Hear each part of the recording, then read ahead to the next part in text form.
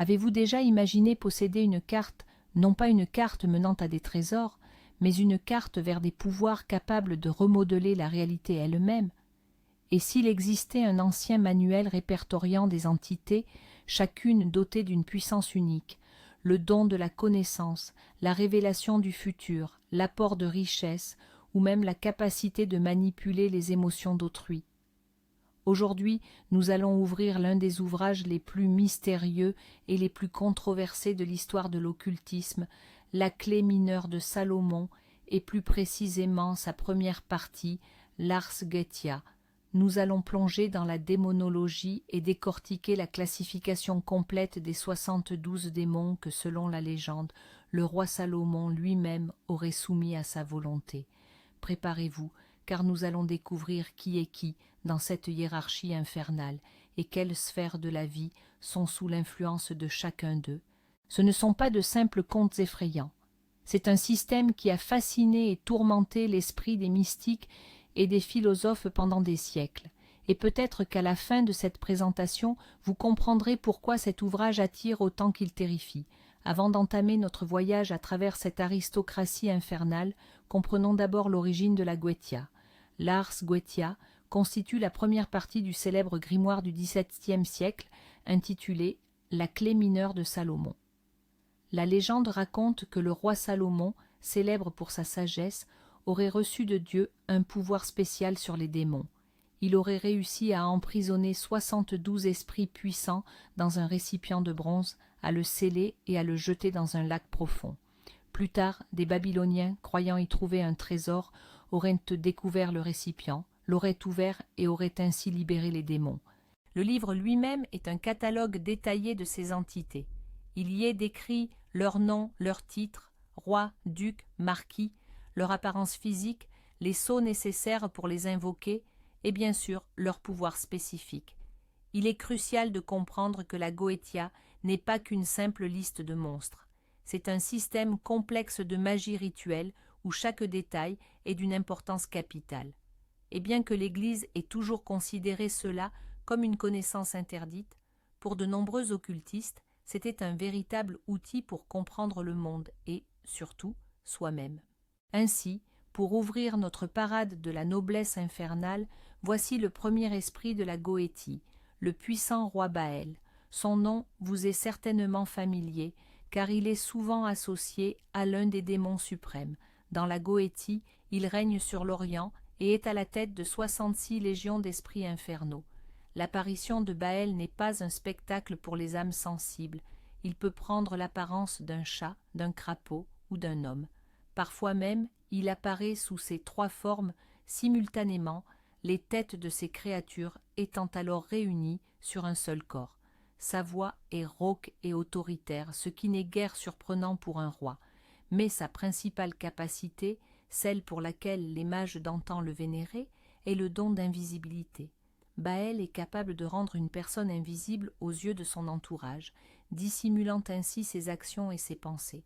De plus, il confère sagesse et ruse, aidant ceux qui l'invoquent à s'orienter dans les situations complexes. Cependant, comme tout souverain, Baël exige le respect et ne tolère aucune négligence.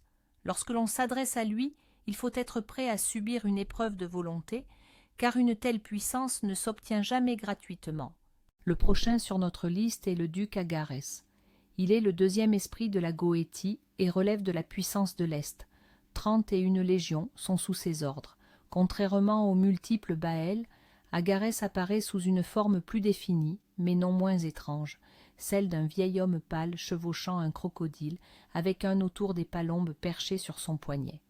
Malgré son apparence inoffensive, Agarès est doté d'une force extrêmement destructive. Il peut provoquer des tremblements de terre et faire s'effondrer des édifices entiers, mais ses talents ne s'arrêtent pas à la seule destruction. Agarès est le protecteur des fugitifs. Il a la capacité de forcer n'importe quel fugitif à rentrer chez lui, ce qui le rend précieux pour ceux qui cherchent des personnes disparues. De plus, il enseigne toutes les langues et tous les dialectes existants, ouvrant la voie à la connaissance et à la communication sans frontières. Une autre de ses capacités intrigantes est qu'il peut déchoir une personne de sa haute position et de ses titres, qu'il soit spirituel ou mondain. Agar est donc véritablement un esprit de contraste. Il peut à la fois bâtir et détruire, instruire et châtier. Abordons à présent le prince Vassago, troisième esprit de la Goétie.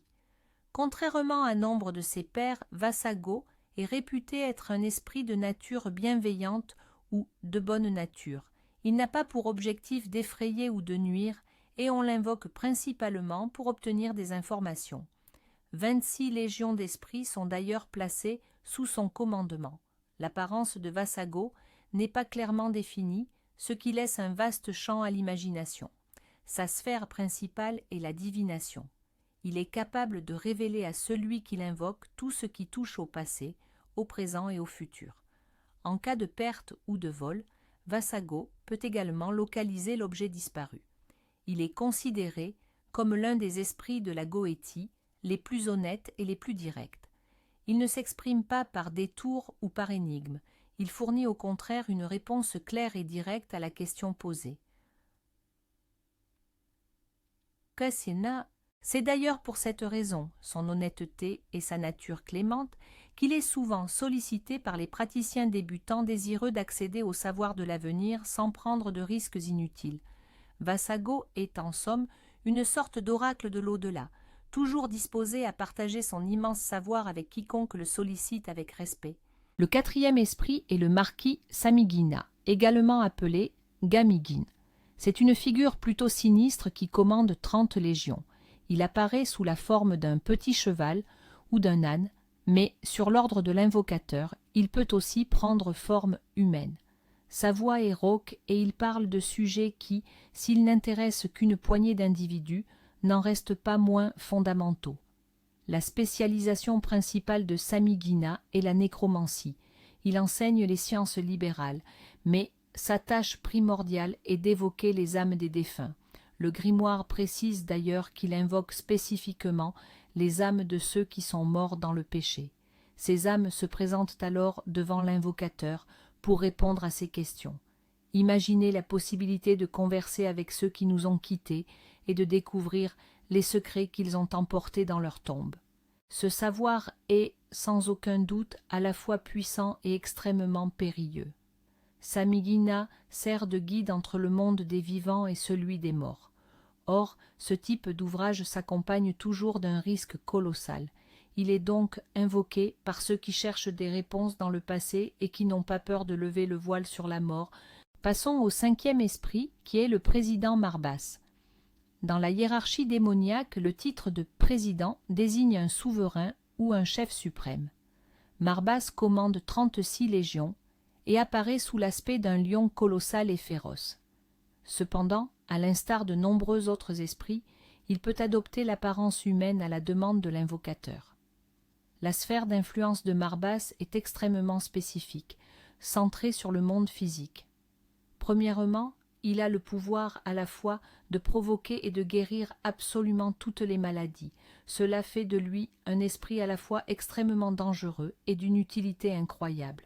Deuxièmement, Marbas est le protecteur des ingénieurs et des mécaniciens. Il dispense une grande sagesse dans le domaine de la mécanique et de l'artisanat, permettant la création d'appareils et de mécanismes complexes. Enfin, et troisièmement, il possède une capacité assez terrifiante. Il peut modifier l'apparence des êtres humains, les métamorphosant en d'autres formes. Marbas est donc le démon de la transformation, qu'elle soit physique ou technique. On le sollicite pour la guérison, pour l'inspiration dans l'art de l'ingénierie ou pour des fins bien plus obscures. Le sixième esprit est le duc Vallefort, une figure double et insidieuse. Il dirige 10 légions et se présente sous la forme d'un lion avec la tête d'un brigand ou d'un voleur. Cette apparence reflète parfaitement sa véritable nature. Vallefort est considéré comme un bon familier, un esprit auxiliaire utile, mais attention, seulement jusqu'à un certain point. Sa principale capacité est d'inciter les mortels au vol et à la trahison. Il peut devenir votre meilleur allié dans les affaires les plus sombres, mais à terme, il vous poussera inéluctablement sur le chemin de la tromperie et de la criminalité.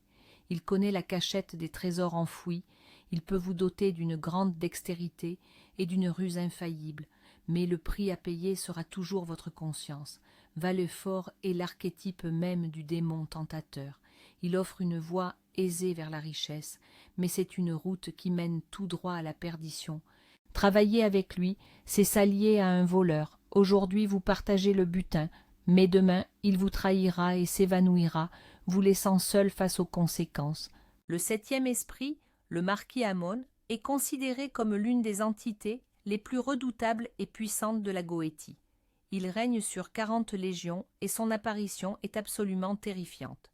Il se manifeste sous l'apparence d'un loup cracheur de flammes, dont la queue est celle d'un serpent. À la demande du mage, il peut prendre une forme humaine, mais conserve invariablement la tête d'un corbeau.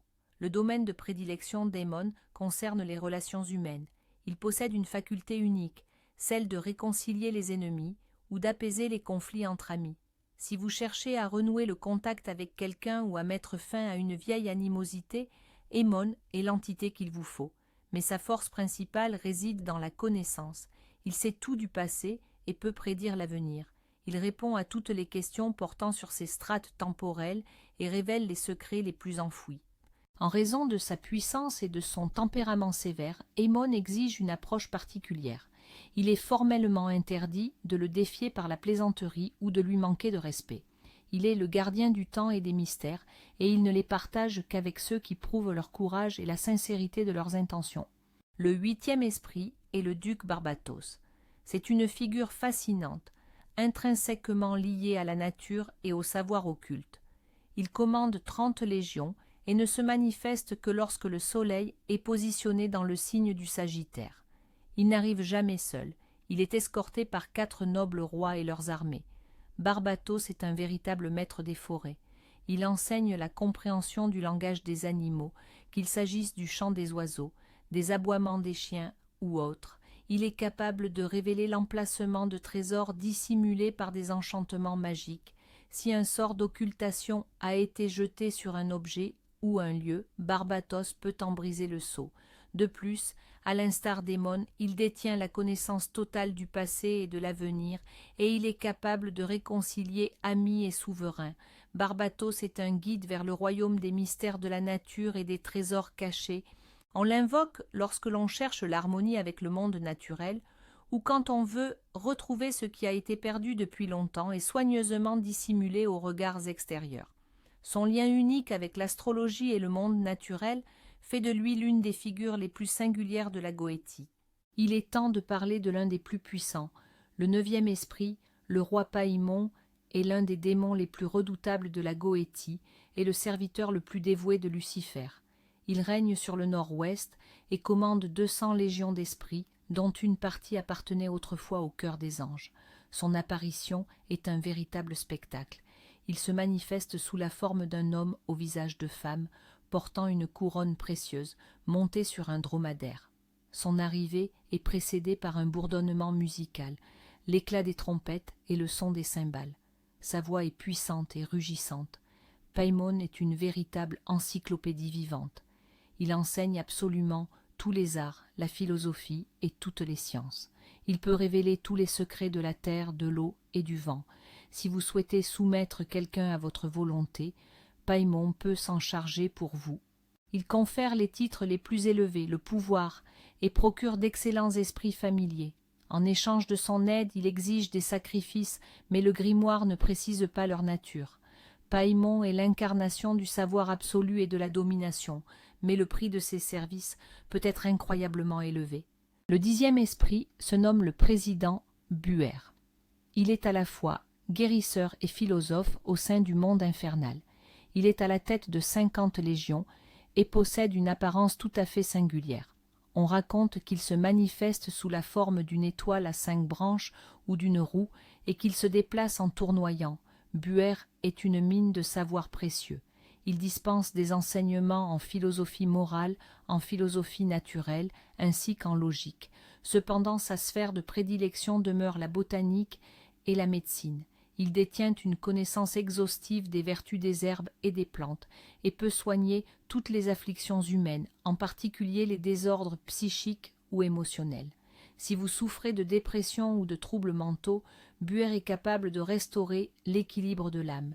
Il est également capable de fournir de bons familiers si, contrairement à nombre de ses congénères, Buer ne cherche pas la destruction. Son unique ambition est la connaissance et la guérison. Il est sollicité par les érudits, les philosophes et les médecins, en quête de nouvelles lumières pour venir en aide à l'humanité. Buer est la preuve éclatante que les esprits de la Goétie ne sont pas tous intrinsèquement mauvais.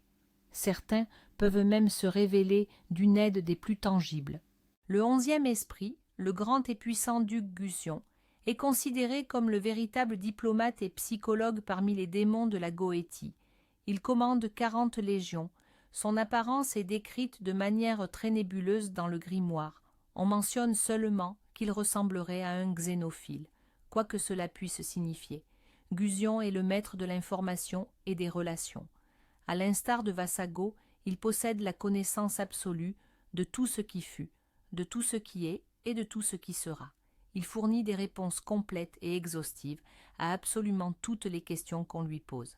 Cependant, son talent le plus singulier réside dans sa capacité à manipuler et influencer les liens sociaux. Gusion peut réconcilier les ennemis les plus acharnés et les transformer en amis. Il est également capable d'inspirer chez n'importe quel individu l'amour et le respect envers l'invocateur. Si vous cherchez à obtenir l'honneur, une position sociale élevée ou à rétablir des relations qui semblaient perdues, Gusion est l'entité à solliciter. Il ne se contente pas de prédire. Il modifie la réalité sociale, conférant l'amitié, la reconnaissance et la paix. Cela fait de lui l'un des esprits les plus recherchés par ceux qui aspirent au succès au sein de la société. Voici donc le 12e esprit, et celui-ci mérite absolument que l'on s'y attarde. Je vous présente le grand prince Citri, maître de la passion et de la luxure. Il commande 60 légions et apparaît sous une forme plutôt impressionnante, avec une tête de léopard et des ailes de griffon. Cependant, si l'invocateur l'ordonne, il peut adopter une magnifique apparence humaine. La spécialisation de Citri est simple et claire. C'est l'amour et la passion dans leur manifestation la plus primitive. Il attise le désir entre les hommes et les femmes, les poussant à se désirer mutuellement. Mais sa capacité la plus célèbre et la plus scandaleuse est de pouvoir forcer les gens, hommes et femmes confondus, à se dévêtir selon sa volonté. Citri ne crée pas de sentiments profonds ou de connexion spirituelle. Il travaille avec la pure passion, la flamme sans retenue. On l'invoque pour attirer l'attention d'une personne convoitée ou pour rallumer un feu éteint dans une relation. Cependant, jouer avec une force aussi puissante et aveugle que la luxure est toujours périlleux. Citri accorde ce que l'on demande, mais il ne porte aucune responsabilité quant aux conséquences que cette passion débridée pourrait engendrer. Le 13e esprit est le puissant et terrifiant roi Bélé. C'est l'un des démons les plus périlleux à invoquer, le grimoire émettant des mises en garde spécifiques concernant toute interaction avec lui. Il est à la tête de 85 légions. Son arrivée est un déchaînement de fureur et de colère. Il chevauche un cheval pâle, précédé par le fracas des trompettes et autres instruments de musique. Pour maîtriser sa rage, l'invocateur doit faire preuve d'une audace inouïe et recourir à des objets rituels bien précis. Si le magicien faiblit ou tremble de peur, il est instantanément perdu. Mais s'il parvient à soumettre Bélé, il accède à son pouvoir suprême.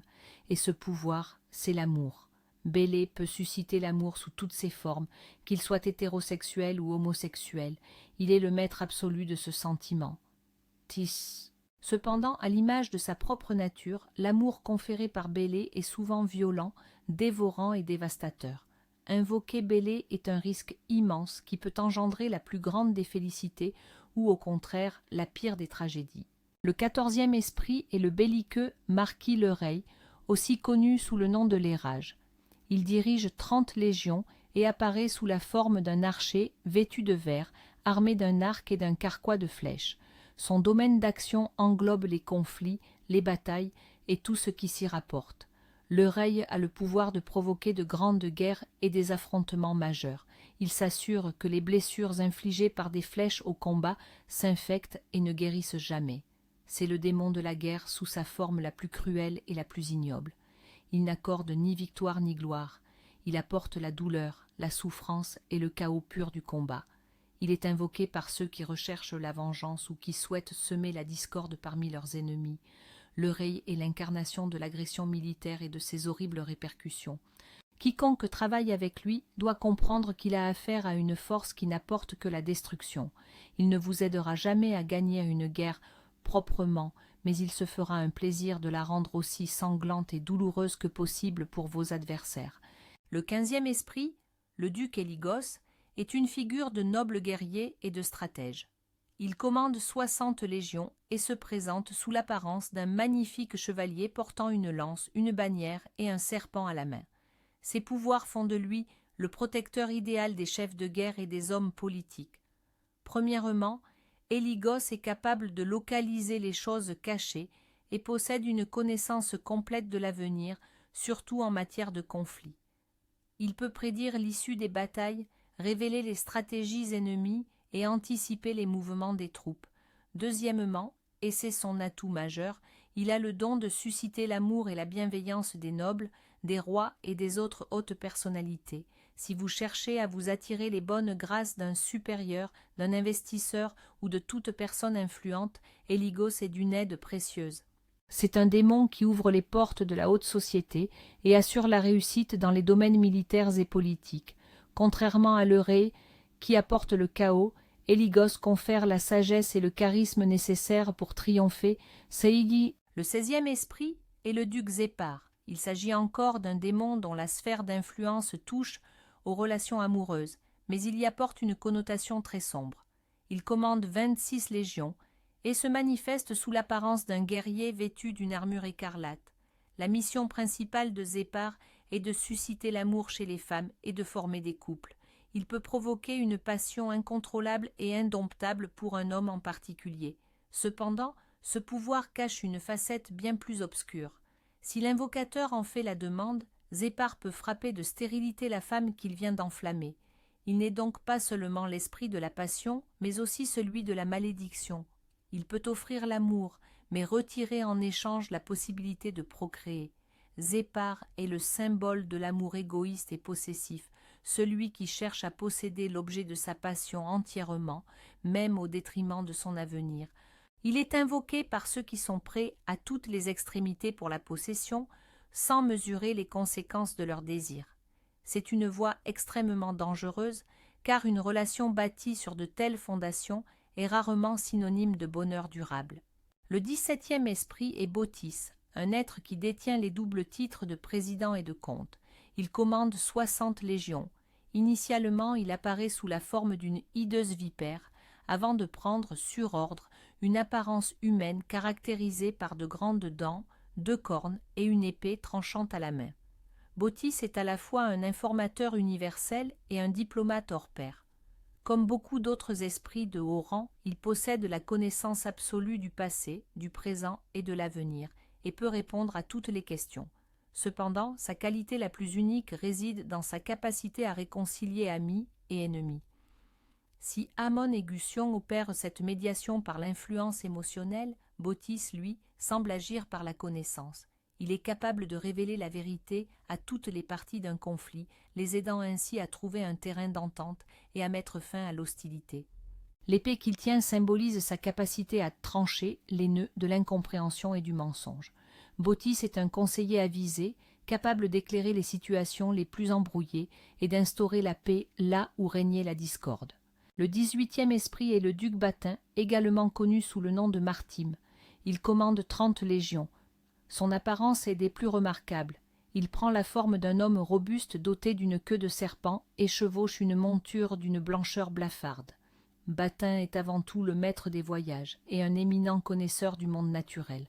Sa première faculté réside dans la maîtrise des propriétés de toutes les gemmes et des plantes médicinales. Il peut inculquer à l'invocateur les connaissances les plus poussées en géologie et en botanique. Mais son trait le plus impressionnant reste sa capacité de téléportation instantanée. Batin peut transférer n'importe qui d'un pays à l'autre en un clin d'œil. Imaginez le potentiel qu'un tel don représente. Cela fait de lui le patron des voyageurs, des explorateurs et de quiconque désire franchir les frontières sans aucune entrave. Kitomi Bâtin est l'esprit qui efface les distances et donne accès au mystère même de la terre. On l'invoque pour obtenir la maîtrise du savoir naturel ou pour avoir la possibilité de se retrouver instantanément là où l'on désire. Le 19e esprit est le grand-duc Salos, également connu sous le nom de Zaléos. À l'inverse de bon nombre de ses pairs belliqueux, il est réputé pour sa nature profondément pacifique. Il dirige 30 légions et se manifeste sous les traits d'un fier guerrier coiffé d'une couronne ducale chevauchant un crocodile. Sa mission première et essentielle est d'inspirer l'amour. Le grimoire précise qu'il instille l'affection aussi bien de la femme pour l'homme que de l'homme pour la femme. Contrairement à Citri, qui ne fait qu'attiser la luxure, ou à Belé, dont la passion est souvent furieuse, Salos octroie un sentiment plus serein et harmonieux. Il n'impose ni ne contraint, il prépare plutôt le terrain pour l'éclosion d'une sympathie mutuelle et d'un attachement véritable. Sa nature intrinsèquement pacifique garantit que l'amour qu'il génère sera lumineux et constructif plutôt que ténébreux ou destructeur. On invoque Salos lorsque l'on ne cherche pas la simple passion éphémère, mais de véritables relations mutuelles, profondes et harmonieuses, ancrées dans l'amour et le respect sincère. Pour clore notre sélection du jour, nous avons le 20e esprit de la Goétie, le grand roi Purson, aussi appelé Curson. Il dirige 22 légions, dont certaines proviennent de l'ordre des trônes et d'autres de l'ordre des anges. Il apparaît sous la forme d'un homme au visage de lion, chevauchant un ours et tenant un serpent venimeux dans sa main. Son arrivée est précédée du son des trompettes. Purson est le gardien des secrets et des trésors. Il connaît toutes les choses cachées et peut révéler l'emplacement des butins enfouis. Comme beaucoup de rois démoniaques, il voit le passé, le présent et l'avenir. Il est capable de répondre à toute question concernant la création du monde, les mystères divins et autres sujets ésotériques. De plus, il peut accorder de bons esprits familiers pour l'assistance. Purson est une véritable mine de connaissances secrètes. On ne l'invoque pas pour obtenir le pouvoir temporel ou l'amour, mais pour percer les grands mystères de l'univers et localiser des richesses cachées, qu'elles soient matérielles ou spirituelles. Sa nature double, à la fois angélique et démoniaque, suggère que les connaissances qu'il transmet se trouvent à la frontière entre la lumière et l'obscurité. Nous avons ainsi effleuré une petite partie de ce panthéon à la fois fascinant et terrifiant. Les 72 démons de la Goétie ne sont pas qu'une simple liste de noms tirés d'un vieux livre. C'est tout un univers reflétant les désirs, les peurs et les ambitions humaines. Comme nous l'avons vu, leur spécialité couvre presque toutes les sphères de l'existence, de la recherche de trésors perdus et l'obtention de l'amour, jusqu'à la maîtrise des sciences les plus complexes, et même la destruction. Chacun d'eux, du puissant roi Païmon jusqu'au fourbe duc Valéfort, représente une force avec laquelle, selon le grimoire, il est possible de négocier. Mais le prix de ce pacte reste toujours obscur. Lars Goetia laisse derrière lui plus de questions que de réponses. Ces entités sont-elles de véritables habitants d'un autre monde? Ou ne sont-elles que de simples archétypes, une description métaphorique des forces cachées de notre propre subconscient?